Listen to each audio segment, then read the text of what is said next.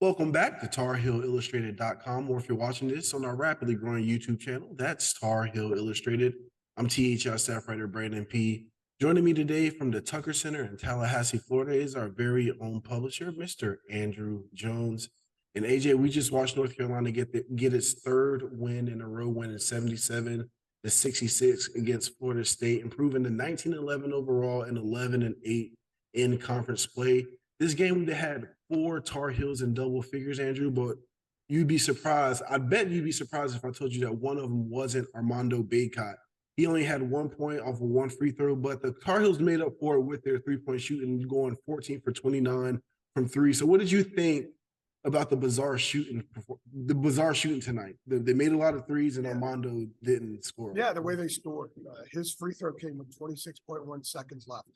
We were wondering, the three of us that travel and cover Carolina, who are on everything that Carolina does, the two outlets and us here at Tar Heel Illustrated, we were kind of wondering, wow, maybe Florida State will stop fouling and he won't score. Pardon me for sweating. It's been an absolute task trying to find a spot to do this because they're breaking down the arena out there. They have music and stuff, and we can't do these with music playing. So we were having some fun, sort of wondering when the heck's Armando going to score, and then will they stop fouling? And then they fouled him on the inbound or across midcourt, and hit one of two free throws, and that was it. So if you would have told me that Armando was going to get 1 point and be a factor in the game in the sense that he wasn't injured, he got some foul trouble, and Hubert took him out for a while, put him back in late in the first half, and said, I'm pulling him out. And he went with Jalen Washington in the last 4 minutes of the half. I would have thought Carolina would have lost, because the idea of them having another 3-point shooting game is something that we haven't really seen, but it happened. And they, in fact, 12 of their first 14 baskets were threes. Their third 3-point basket, they got 3 and 4 back to back from Caleb on a floater in the lane and then Leaky. And they ended up 9 for 24 from 3 and 14 for 29 from 2. Now, what's crazy about that, they've been pretty good inside the arc this year. Fairly efficient, one of the more efficient offenses in the nation inside the arc, but outside the arc is where they've been a mess, and that's what saved them today. And I got to be honest with you, there's some elements of what they did that was really good, and we'll talk about a couple of them here in this podcast, Brandon. But the threes kind of camouflage the fact that we look up at the scoreboard and they have 57 points, or it's 56-38, and then FSU starts making a push, and they had 57 points with like 6 minutes left. I'm like, whoa, 7 minutes left. You would think that if North Carolina hits all these threes that the Tar Heels hit, that they'd be approaching 80, 90 points, but that wasn't the case because they really struggled in the second half offensively. They weren't running their stuff very well. They went back to a lot of dribbling, and turnovers were an issue. They were an issue early in the game, and then they first 8 possessions of the second half, they scored 1 time. They had 3 turnovers, and they had a couple of really quick bad shots, and they were out of sorts, but they regained themselves enough to get the win. But if they don't go off from the perimeter, in which 11 threes in the first half by 5 different players, and I think 6 different players hit threes in the game, and 5 guys had multiple threes, I believe is how it worked out, including Leaky, who was 3 for 6 from 3. And by the way, Leaky is now 10 for 21 from 3 if you go back to the start of the Duke game. So, and he was phenomenal. I know we're talking about the restrained shooting and stuff, but I got to give a shout out to Leaky. He was absolutely phenomenal. I think he scored a career high, tied a career high with 18 points, had 9 boards, 3 assists. He locked down FSU's leading scorer, which is what he does every time this team takes the floor. In fact, Pete said, yeah, one of the absolute constants about this team. There aren't many constants. One that they know for sure when they roll out on the court. They don't know if the ball is going to fall. They don't know if they're going to handle certain things very well, but they know that Leaky's going to lock down a defender. So Leaky was filling it up. He had the most emphatic dunk of his Carolina career, which was an enormously important basket. And he hit threes. They all hit threes, except Armando, because Armando didn't take any, because this wasn't Armando's night to score. By the way, he has 12 points in the last 2 games, and they beat Virginia at home and they won at Florida State. So the halftime in South Bend, things switched. Things flipped for this team, and they've been a different team ever since then. In fact, 43 points in the first half means they scored 40 plus in 3 out of 4 halves going back to halftime in South Bend. So we're seeing improvement. When you win consecutive league games like that they've won here, when a lot of stuff that you rely on to go well doesn't really go well, you have to kind of reach into other bags to get your way through. That's a really good sign for a team this late in the season that is really starting to find lots of interesting elements. And let me also throw out Dontrez Styles. We praised him after the game. He had 6 to 7 games with DNP. Yeah. And he played 10 or 12 minutes or so tonight, hit a 3, had a couple of good defensive possessions. He was lost a little bit on offense, which tends to happen sometimes. Sometimes he's not sure if he's a 3 or a 4. Yeah. And that does happen occasionally, but he gave them a lift. They needed some bounce in this game, and Dontrez gives them bounce. And Hubert, again, substitutes situationally, depending on who they're playing and what the circumstances are. So he rode him for a while, over Puff during that stretch. And I thought that was an interesting decision, but Hubert knows what he wants. He knows his guys, knows what he wants, and it worked out. His substitutions actually paid off pretty well tonight. And of course, the 3 ball, without the threes, they don't survive Armada not scoring a field goal. Yeah, for sure. We talked about the 3-point shooting in the first half and how it and there goes the FSC logo in the background. Yeah. Somebody just moved it. Yeah, so that's live TV for you. But we talked about the 3-point shooting in the first half. You know, the Tar Heels had a scorching shooting and how it helped them survive the game at the end. In the second half, I believe Florida State went on a 22-6 run, and it got the game down to 4 points. And then Leaky Black had the big dunk. It kind of served as a nail in the coffin. But this is the 3rd game in a row, AJ, that Carolina kind of got pushed in the second half, but they were able to show enough toughness down the stretch to come out with the win in the end.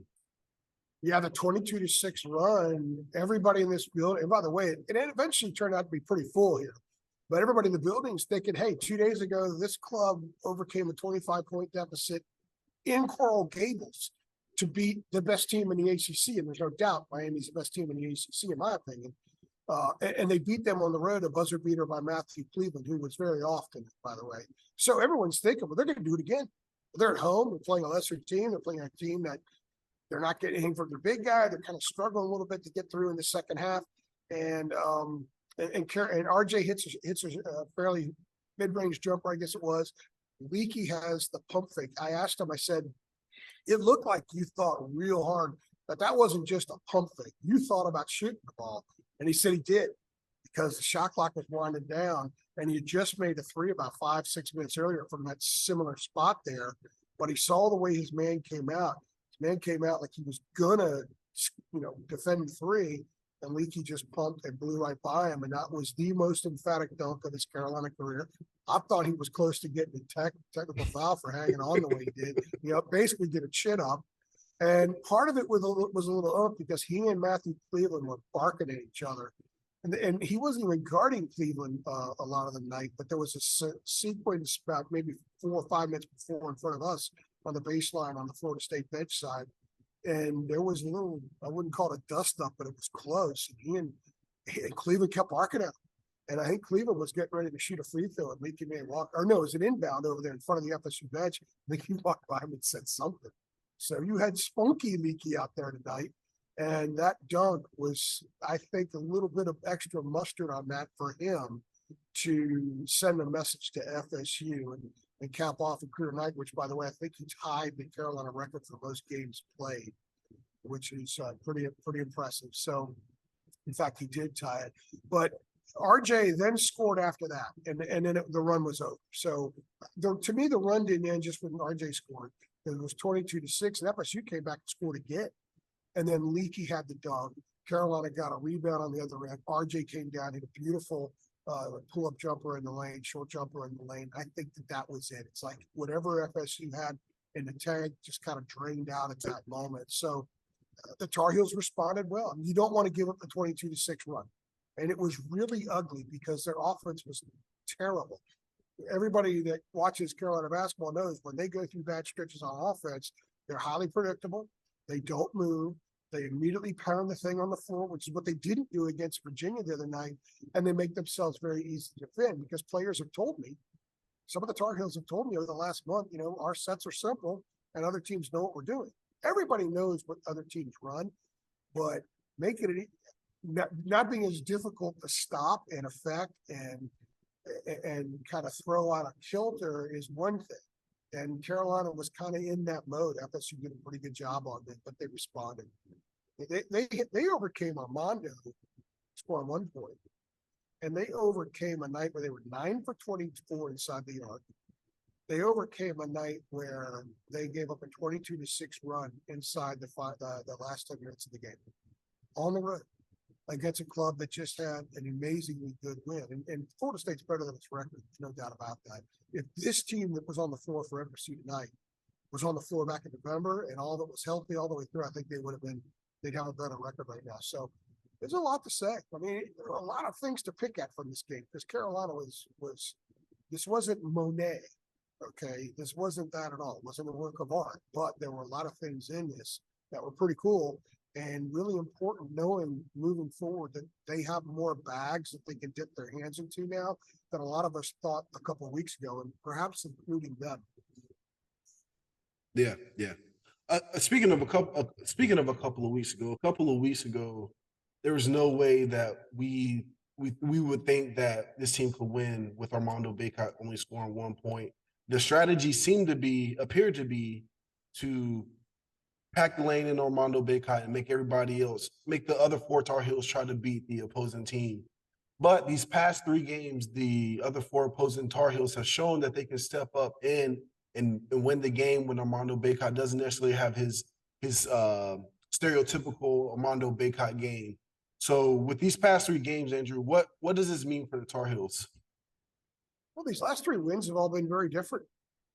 Where they were horrific in the first half in South Bend, and they should have been behind like 18 points at halftime and more, but they came back and won. They did a lot of good things in the second half. And as we talked about last week, I got a sense of relief from the players after that game. So I asked Hubert that on Monday. He said yes. So tonight, I asked them about how loose they were, and if them being loose and being confident going hand in hand, said absolutely. I think that they're as loose as they've been all year. I think they're as confident as they've been all year, and they're having fun. You cannot underscore what the lemon Oreo cookies actually represents. It represents a team that's they're not carrying weights around. They arrived at the hotel here in Tallahassee, and there was a case of lemon Oreos. And by the way, after the game, Hubert said he had no idea who sent them. But I still don't know who sent them to him, but they're there. And the guys are having fun with it. I asked some of the players that we didn't even interview when they're walking by outside the locker room, did you try the lemon Oreos? Justin McCord's like, nah. But he was smiling.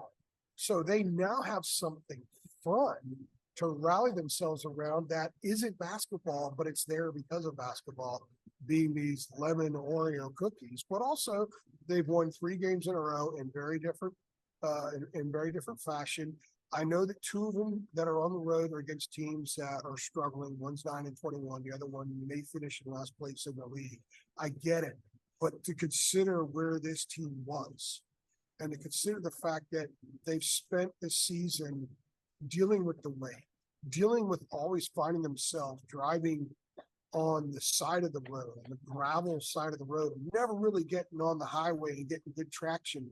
I think right now, what they're doing is they're finding their way to make this happen, and they're doing it loose. They're doing it relaxed. They're having fun. They're confident. Pete Nance, he got his stroke back. He had 1 3 tonight that we kind of joked was like a Mike Trout line drive. The others had a little bit more arc on it, and he had a better chip. Yeah. CL and Adam laughed on that one too, but again, it didn't hurt him. I mean, he's getting better shots. They're getting better shots. I think what was really important tonight is the last 3 teams they played have defended them very differently, and they found ways to get some of these perimeter shots. It's not just that they're making shots now, but go back and look at the ones they got tonight. How many were off the dribble? A lot of them were penetration and kicked out. Caleb had 3 in the first half. to the 3-point shooters, and they made 2 of them. 2 of his assists in the first half were penetrate and kick out. And then other ones were swings, or Pete would be at the high post, he'd find somebody, or they'd swing it around the perimeter. So a lot of them would catch and shoot instead of pound it and shoot. And every shooter will tell you that when they catch and shoot, especially when something's coming from the inside, they can step into it a little bit. It's more of a rhythm shot than when it's even off the dribble. So I think that's a reason why. I thought that their awareness tonight was really good. And one of the reasons their awareness was really good tonight, I think, is because they were loose. Hubert admitted tonight that he thought they were playing tight in the first half at Notre Dame, which is what we talked about after that game, Brandon. And there was no tightness tonight. In warm-ups, I mean, they were as bouncy as I've seen them all year in warm-ups.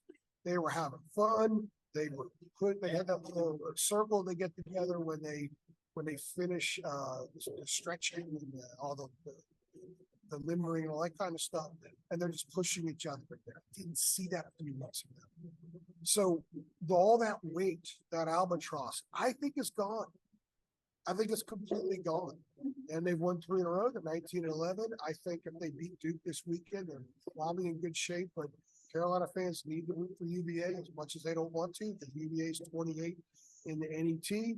Duke's 24 in the NET, so the Blue Devils need to beat NC State this week so Carolina can get 2 1 wins. And then I think they probably got to win Wednesday and perhaps Thursday in Greensboro, and then they'll get in. But right now, the team I've seen the last 3 games, nobody is going to want to line up against them wherever they're set in the NCAA tournament. They'll probably send them to Mozambique or something, but they'll likely be in there. They'll be a very dangerous team to do something like they did last year.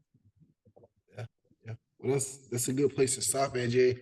And by the way, I know you're talking about a figurative weight when you say the weight was lifted it represents the weight lifted with the lemon cookies, but just want to warn these college kids as they get older, if they keep eating lemon cookies, the weight will not be figurative. It will be literal, and it will not be. So Hubert hasn't tried it yet. Here's the visual. Hubert said he went. I asked him. I waited at the end of the press conference and asked the last question. I said, by chance, did the lemon Oreos make the trip to Tallahassee? And he said, oh, yes. And then he told us the whole story about when they showed up. But he said that he went to Harris Teeter Sunday and bought a pack to bring with him. But I'm thinking to myself, imagine the visual. Yes, you're there along 15501, wherever the Harris Teeter is, and you're just doing your Sunday shopping. All of a sudden, here's Hubert Davis going to the checkout line with a pack of lemon Oreo cookies.